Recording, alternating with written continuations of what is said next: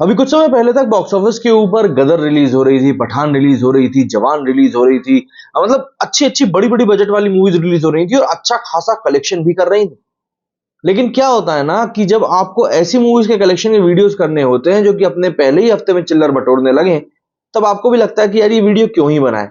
लेकिन क्या होता है कि जब आप बड़ी मूवीज की वीडियोस बना देते हो तो पब्लिक आपसे उम्मीद करती है कि भाई आप इस तरह की मूवी के वीडियोस बनाओ।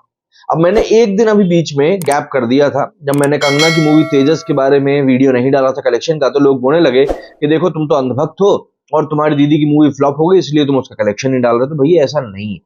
अगर आपको वाकई में ऐसा लगता है कि मैंने कंगना रनौत की तारीफ करने की बात करी है तो एक बार जाके ना तेजस का रिव्यू देख लो जो मैंने बनाया है।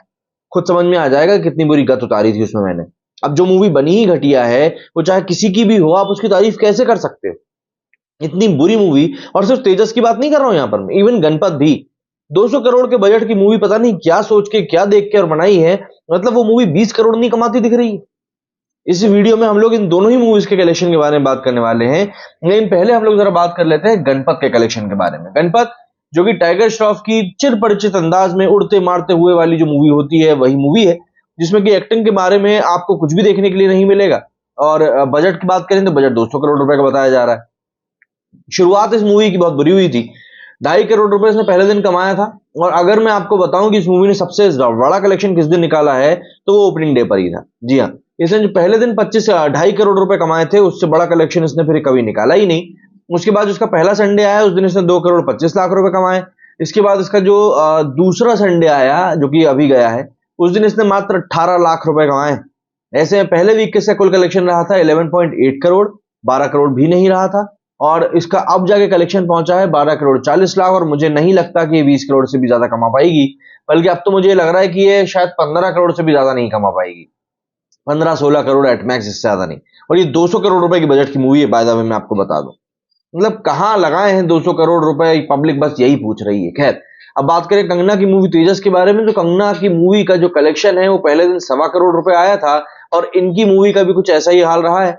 शनिवार को इनकी मूवी गई थी 1 करोड़ 30 लाख के ऊपर, और वही इसका अभी तक हाईएस्ट पॉइंट रहा है। आप यकीन नहीं करेंगे, संडे को अमूमन मूवीज का कलेक्शन बढ़ता है, पर इस मूवी का कलेक्शन घट गया, 1 करोड़ 20 लाख के ऊपर आ गया। कल यानी कि मंडे को इसका कलेक्शन हुआ है 45 लाख रुपए का, और आज का कलेक्शन की प्रेडिक्शन बताया जा रहे हैं 40 लाख रुपए। ऐसे में इसका टोटल कलेक्शन जो अब पहुंच गया है वो पहुंच गया 4 करोड़ 60 लाख के ऊपर। और यहाँ पर कंगना की मूवी तो मुझे और भी ज्यादा नीचे जाती हुई दिखाई दे रही है। ये शायद 8 से 9 करोड़ रुपए कमा ले तो बहुत बड़ी बात है, उससे ज्यादा ही कमाती हुई नहीं दिख रही है। इसके बजट की बात करें, 45 करोड़ रुपए इसका बजट बताया जा रहा है। लेकिन उसके बावजूद भी कंगना रनौत जैसी बड़ी स्टार, जो कि अपने स्टार पावर के लिए जानी जाती हैं, और ऐसे बड़े स्टार्स पहले 2 से 3 दिन तो सिर्फ अपने चेहरे के नाम पर ही दर्शकों को थिएटर बुला लेते हैं। कहानी तो बात की बात होती है, जैसा कि हम लोग प्रभास के साथ भी देखते हैं। पर यहाँ पर कंगना की जो गत हुई है, मतलब क्या बताएं, ऐसा लगता है कि उनकी स्टार पावर भी कहीं गायब हो चुकी है।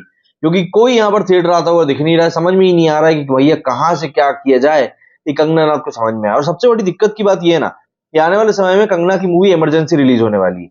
इमरजेंसी के ऊपर बताया जा रहा है कि कंगना का खुद का बड़ा सारा पर्सनल पैसा लगा हुआ है, उसके प्रोड्यूसर भी हैं। अगर ऐसा ही गत इमरजेंसी की भी होती है, तो भाई न जाने फिर कंगना के करियर का क्या होगा। शायद इसीलिए उन्होंने बोलना शुरू कर दिया है कि अगले 5 साल के अंदर उनको शादी करनी होगी। क्या कहना है आप लोगों का इस बारे में, कमेंट करके जरूर बताएं। मेरे स्टूडियो फिलहाल इतना ही। जय हिंद, जय भारत।